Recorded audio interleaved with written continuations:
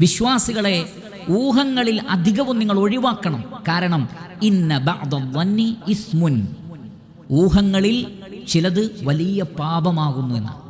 വലിയ പാപമാകുന്നു. കാരണം നാം ഊഹിച്ച വിഷയം എന്താണോ ആ വിഷയവുമായി ആ വ്യക്തിക്കോ ആ കുടുംബത്തിനോ ആ വിഭാഗത്തിനോ യാതൊരു ബന്ധവും ഉണ്ടാവില്ല. അതുകൊണ്ടാണ് അത് മഹാപാപമാണ് എന്ന് പറയാൻ കാരണം ഊഹത്തിലൂടെ സംഭവിക്കുന്നത് നമുക്ക് കാണാൻ സാധിക്കും. ശത്രുത. ഒരാളോട് ഒരു ഊഹം മനസ്സിൽ വന്നാൽ പിന്നെ അത് ശത്രുതക്ക് തുടക്കമായി. നല്ല ബന്ധങ്ങൾ മുറിഞ്ഞു പോകാൻ അത് കാരണമായി തീരും. അത് അസൂയക്ക് കാരണമായി തീരും. അത് വെറുപ്പിന് കാരണമായി തീരും. അത് ഭാര്യാഭർത്താക്കന്മാരെ തെറ്റിക്കും. ഉപ്പയെയും മക്കളെയും മാതാപിതാക്കളെയും മക്കളെയും തമ്മിൽ തെറ്റിക്കും. കച്ചവടത്തിൽ പാർട്ട്ണർമാരായിട്ടുള്ള ആളുകളെ തമ്മിൽ തെറ്റിക്കും. രണ്ട് രാജ്യങ്ങളെ തമ്മിൽ തെറ്റിക്കും. രണ്ട് സാമ്രാജ്യങ്ങളെ തമ്മിൽ തെറ്റിക്കും.